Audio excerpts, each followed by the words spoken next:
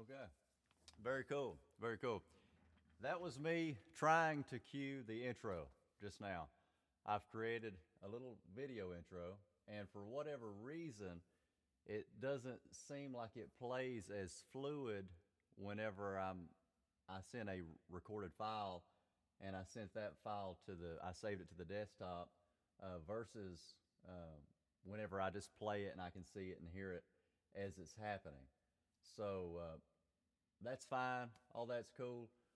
What this is today, I'll figure that out. I'll figure that out later. But what I'm going to do is put down some fiddle, and you would have to read the video description to get exactly an idea of what's going on.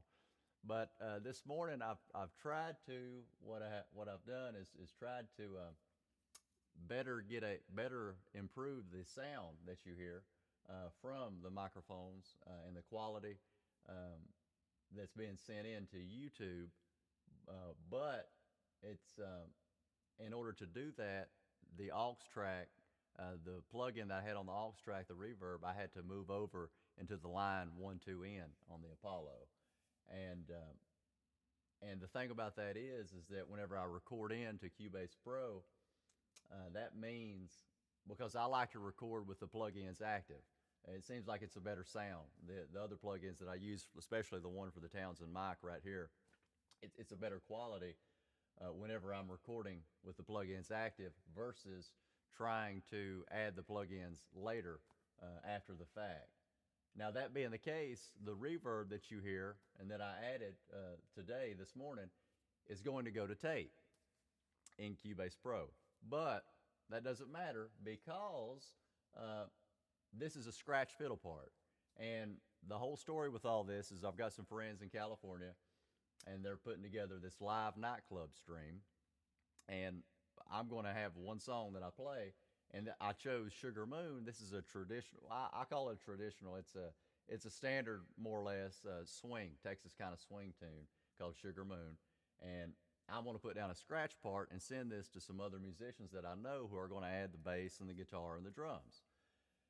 Now, that being the case, all I'm going to hear at this point is the click track that I'm going to be playing with. And then what I'll do is render the click track from Cubase Pro and send the click track and audio of the click track and my fiddle track, which will have the reverb on the tape, mind you, just like what I said just now.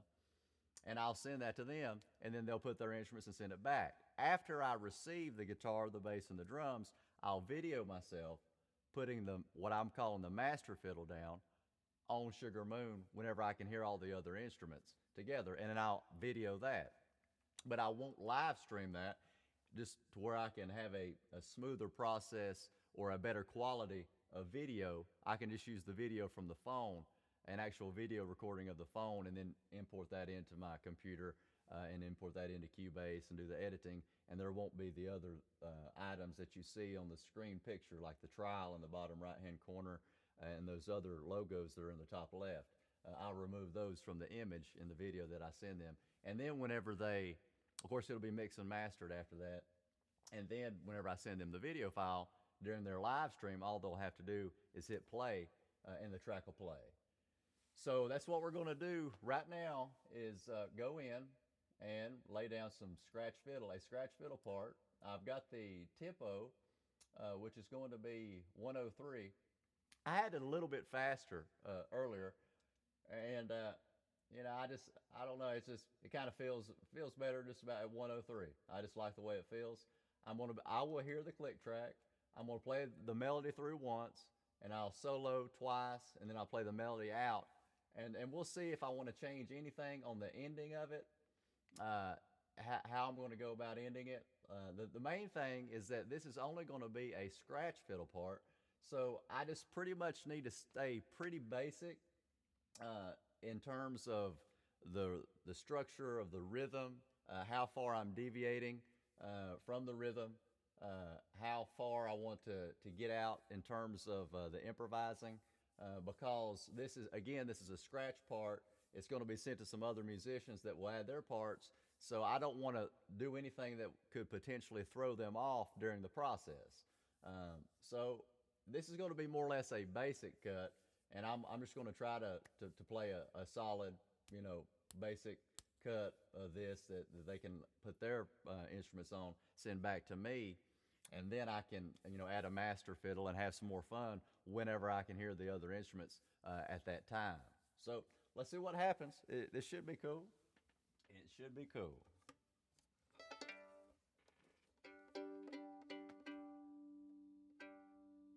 I'm just going to see if I can take a look at the chat. I can't see the chat, but my picture in the bottom right hand corner is small, and I will fix that. I'm going to fix that right now because I played the intro, but now I can fix the video picture that you see. Now I just made it bigger, so that's cool, and we'll get started.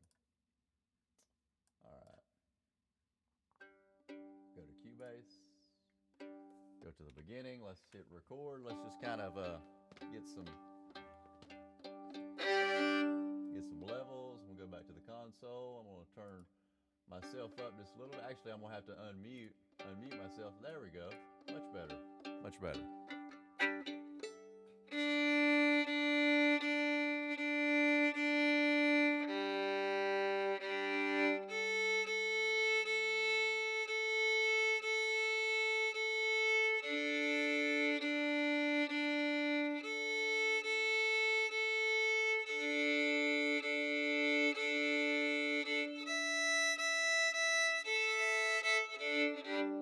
Okay, I'm just gonna need a little bit more level. I've got the click. I can hear the click. I can hear the click pretty good. Let's stop that, take that back. Cubase has some weird things.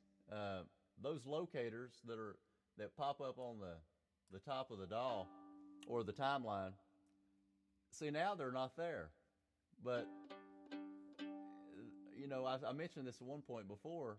Whenever it's playing along and it gets to those locators, if the located range is just very small, and it'll cause hiccups. It just gets to that located range and it'll just go back and forth, and it won't play any further. I'm not used to that. I never really experienced that whenever I was using Pro Tools. That's actually one feature that I'm not a big fan of in Cubase Pro.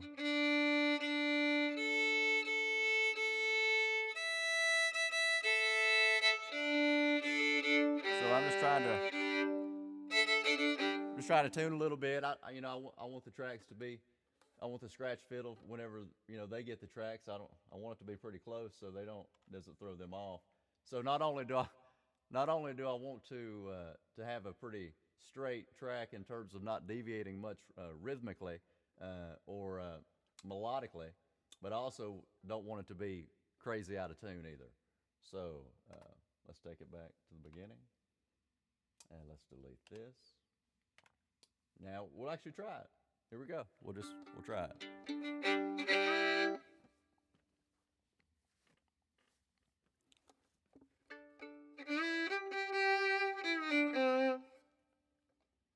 So I'll count in so you can hear. 1, 2, 3, 4. 1, 2.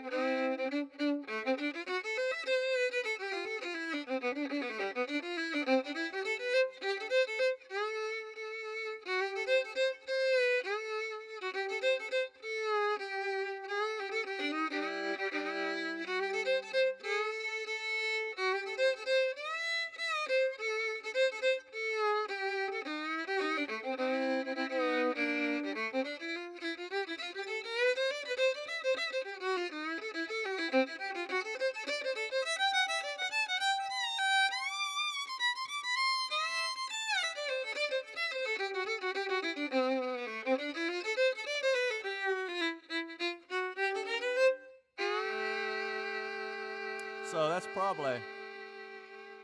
that's probably the kind of ending that I'll do. Uh, just kind of when I get to the end, boom, something more along these lines. So that would the end of it would be. Yeah, that's pretty standard, a pretty standard ending. Um, I wanted to check and see how long that actually was just then. Let me go back to the stream. Okay, I don't see anything in the chat. That's cool. Um, that's that's 2 minutes and 39 seconds, which is a good length. I need to give my level just a little bit more. Remember, I have the reverb on the input on the line, so it's a different amount that I hear on the reverb versus whenever because it's on the line going in than when I have it on the aux track. And whenever I have it on the aux track, I can still have the Apollo recording in, but the reverb on the aux track does not go in, but I can hear it, which is actually better for a final track. Whenever I was laying down, if I would be laying down a final master fiddle on this particular song, that's the way I would want it set up. But the reason I have it set up like I do now, because in order for you through the OBS software to be able to hear that reverb, I have to have it on the line one input, 1-2 input in the Apollo. I'm just going to turn up my level, and we'll do another one. You know, I'm staying pretty straight. I'm not trying to get too outside. I'm not trying to do too much on the improvising on this particular pass, because again, this is a scratch fiddle part. But that's cool. There might have been one or two places where it sounded like there could have been a little bit of clipping, and I'm not sure. I'm not sure why that would have occurred. Because that sounds good to me in my ears. What I'm hearing right now does.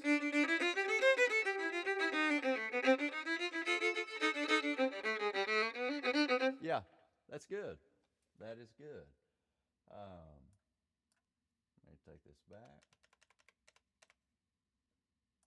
And we'll try it again. We will try it again. And we're just going to delete that. We'll delete that. Back to the beginning. Okay.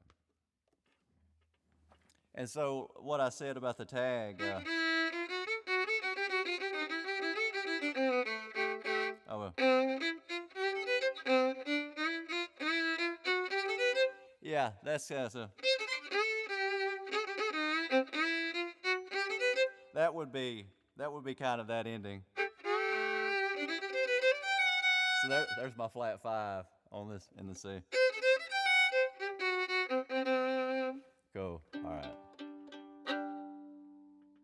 I think we're ready. Let's try this. 1, 2, 3, 4. 1, 2.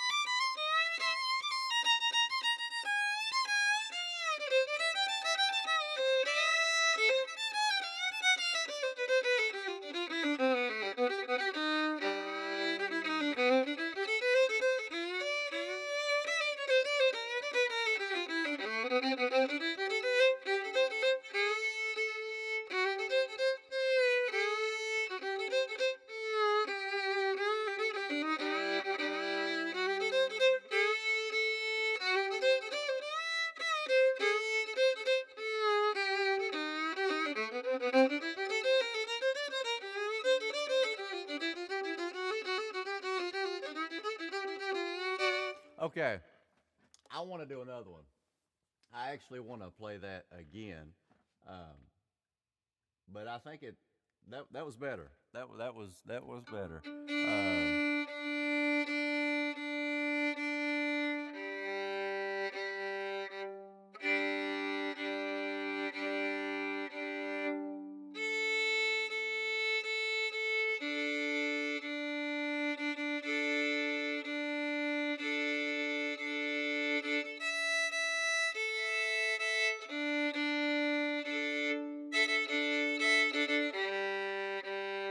I mean, yeah, you have to remember all I'm playing with.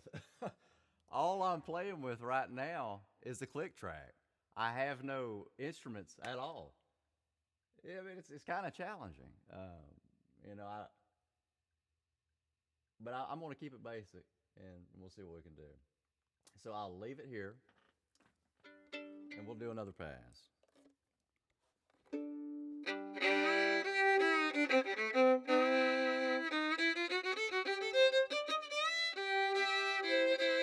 All right. One, two.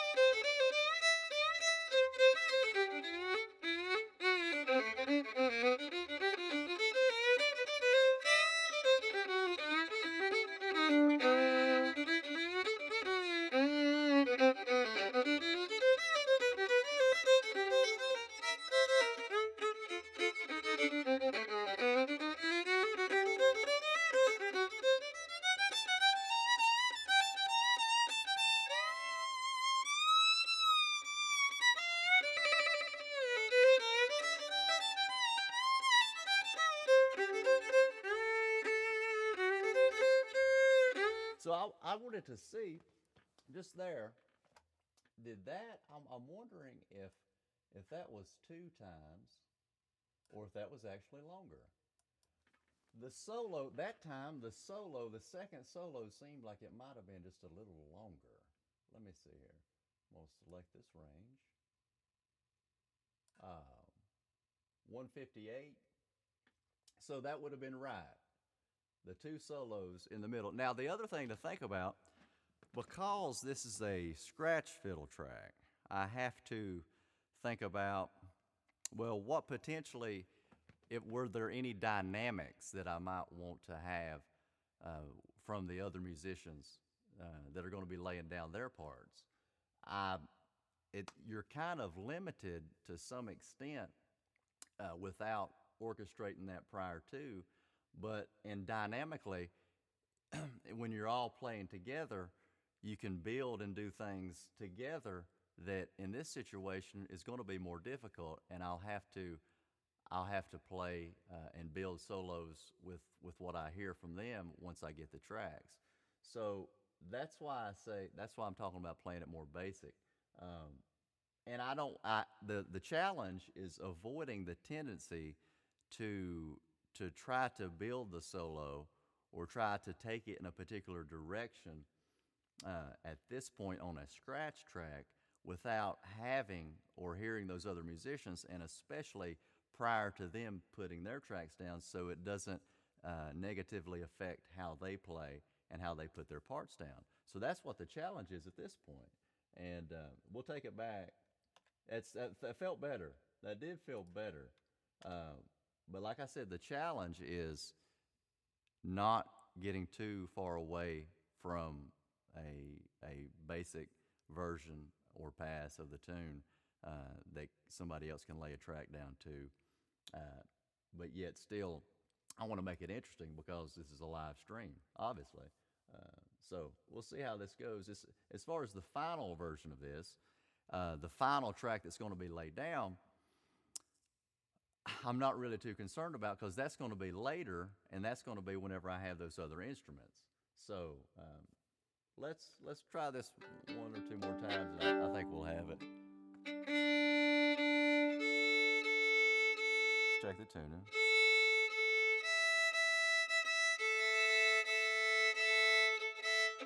I am able. I am able today to use my tuner because it's just me playing by myself, and I can do 440. The the thing I was playing on the other day with the band in a box was not that was not the case. It was is extremely extremely different in the sense that the tracks that I was playing along with were in between 440 and I would say I don't know maybe 440 and 460 or they might have been 445. I'm not sure, but they were in between half steps or they were in between semitones on our scale, uh, which is it's a small space, but when you're sitting there listening at it and you're listening to those the sounds, through headphones and your attention is on what's going on. I mean, uh, half of a semitone is a big space. That's a big area. So let's try this again. Let's hit the stop here. Take it back. Hit the start. Hold on. Is this? I thought it was getting ready to do what I mentioned a minute ago with the locators on here. All right.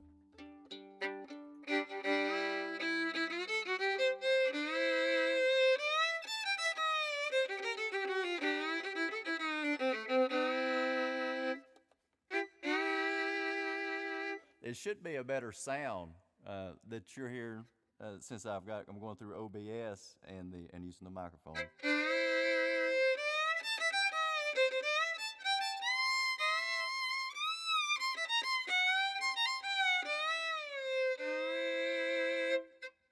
All right, 1, 2, 1.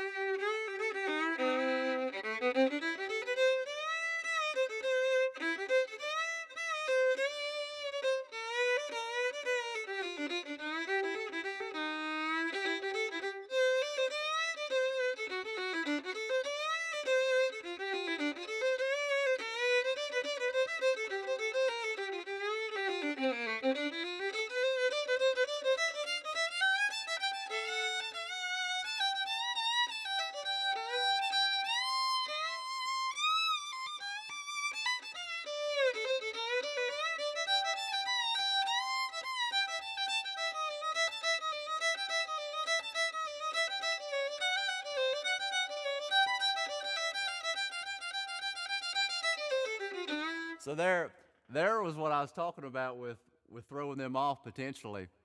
There was kind of a push. You could kind of push the rhythm, and you're taking it another place. And it's not always music is not always just a straight with a click, just like this.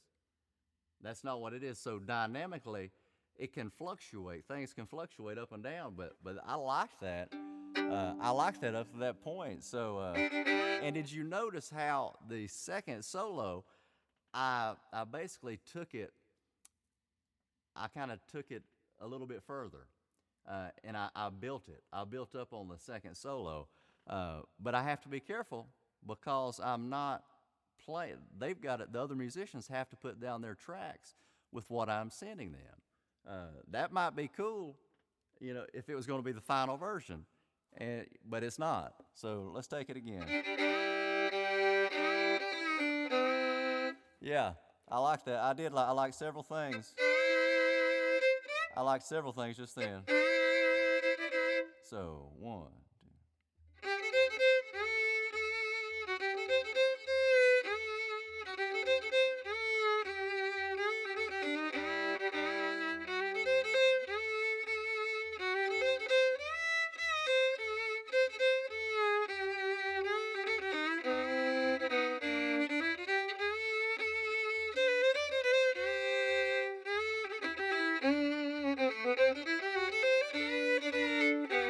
Okay, so what I'm doing now, like mentally right now, I'm working out a part. Like I like that part. There's a certain part that I like and I want to play, but I don't. I want to wait till I get the master track. I want to wait till I get the master track. I don't necessarily want to put that down right this second because you can play. I'll be able to play so much better whenever I can hear the other instruments.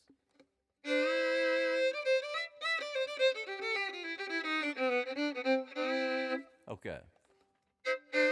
But I like that part, and it was whenever I go right here, right there, and then, or I could even do that. I like that. So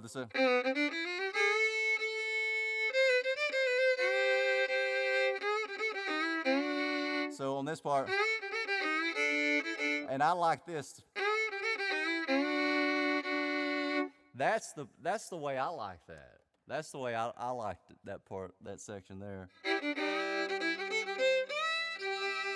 And then of course, it's okay, 1.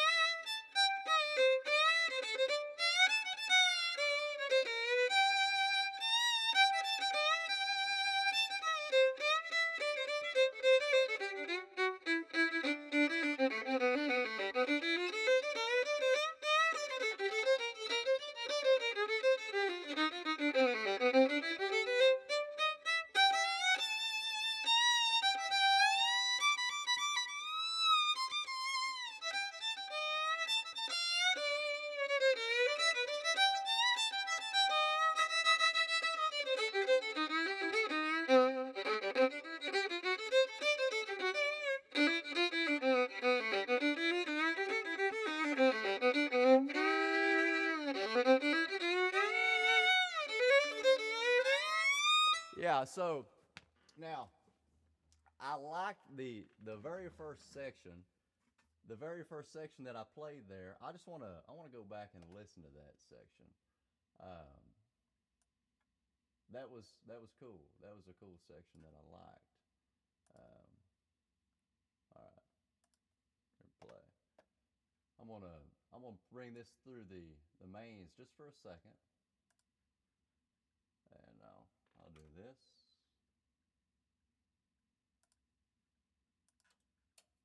Let's let's mute that click track. We're just going to listen to that first little section just for a minute.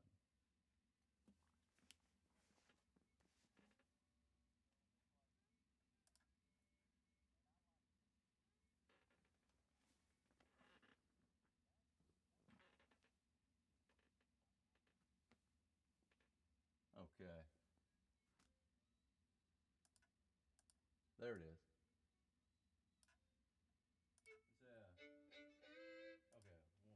Listen here.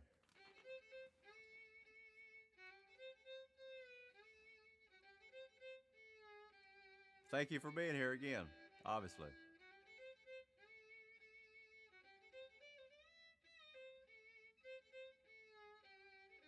What I'm doing now, I'm thinking about what I'm going to put down later. I like that. Yeah. That part right there, that's the way I like that. And the reverb, it doesn't I don't think it's going to totally throw them off, the reverb amount.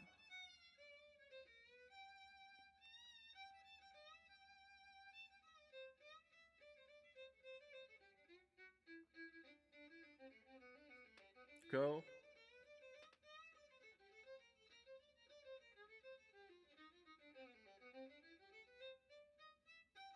And the thing is, on the four chord, on that second part, I want to be careful what I play here because they could go to an F, a four chord to a four sharp diminished. They could do this, and that's fine. And that's the thing about a lot of these, or not a lot of them, but I guess most of them, as far as that goes. Most of these tunes, these songs, tunes, you can have the rhythm, and the rhythm players can be playing changes that can be more complex, uh, but yet, even vice versa, the soloist, and it's not necessarily going to affect these solo. In other words, the rhythm player playing a complex change, the soloist can still play. I can still play over a regular four, whereas they could go to the four sharp diminish, and it might not clash. But if I play a four sharp diminish and they play the four sharp diminish, it's going to sound even better because we're playing together, you see. And at this point, I just don't know what they're going to be playing, if they're going to play the four sharp diminish or not. So I've got to keep things like that in mind, and I'm going to have to email them whenever I get ready to send this track to them, and I'll probably go ahead and suggest that they put on that second part when it goes to the four, that they go ahead and split that to the four to the four sharp diminished. Whereas right now, I'm kind of leaning more towards staying at the four. So I'm gonna take it again, and I'm just gonna have to think about that, and I'm gonna try to play some notes that don't necessarily take a four sharp diminished, or just to stay on the regular four. That doesn't specifically outline the four sharp diminished. I'll probably want to stay more close. In other words, stay off the F sharp note on the B section when it goes to here. I'll probably just stay off of that note if possible on this next pass. So let's try that again.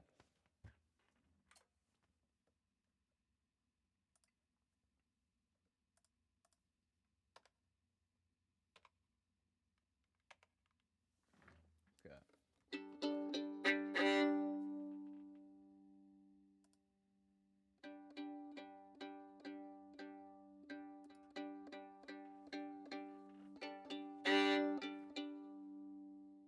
Get my click track.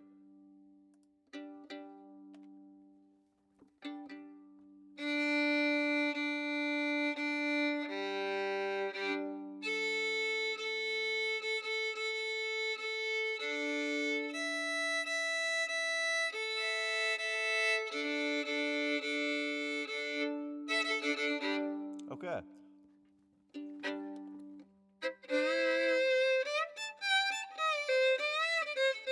This mic sounds. This is a Townsend mic, a Townsend Lab Sphere microphone, and it sounds really good.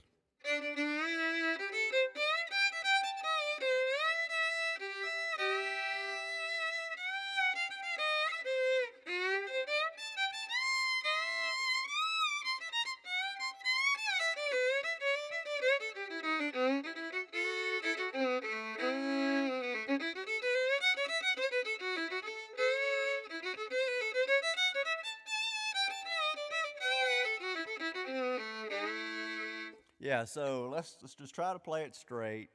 Let's remember that on the B section, the rhythm players are probably going to be going to a 4-sharp diminished from a 4, which is a F chord. The very end on the tag, I'm going to go, and then I'll end on a 6, end on a 6 chord like that. 2 solos in the middle. Everything else seems to be pretty cool. Let's see what we can do on this pass here. 1, 2.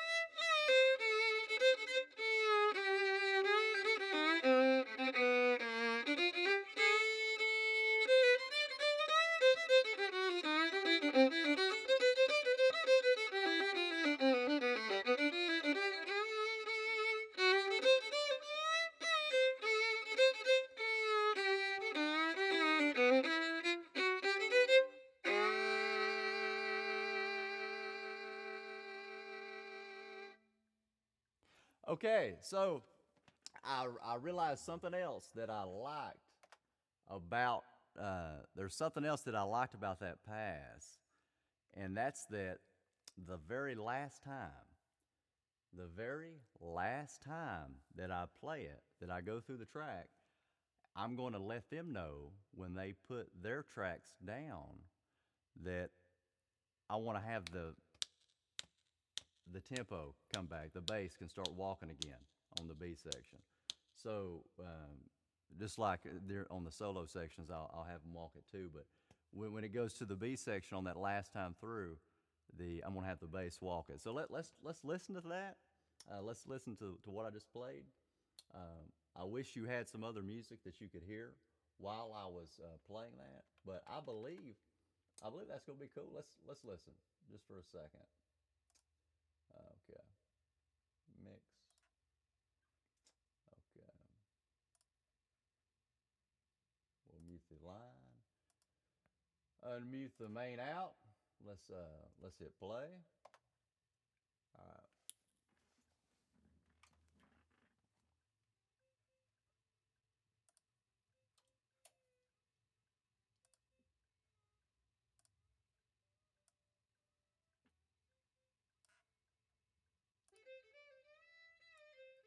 I think you can hear the click. Maybe I can hear the click. There it is.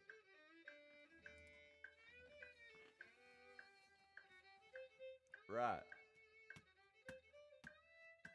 So remember, the point of this is for them to be able to add their instruments. So I can put down a final fiddle track and hear the guitar and the bass and the drums too. So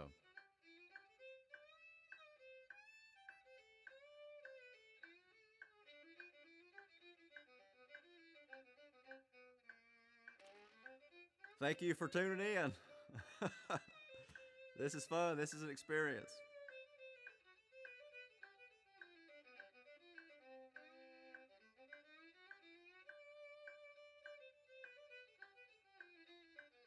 Okay.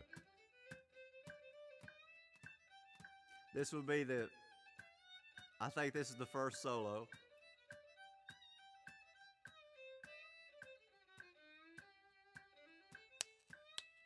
Just imagine hearing some drums and guitar playing rhythm, bass.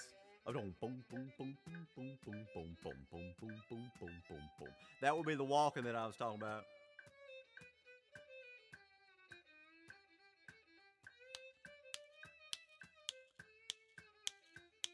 And they actually could even bring my fiddle way down whenever they're tracking their instruments.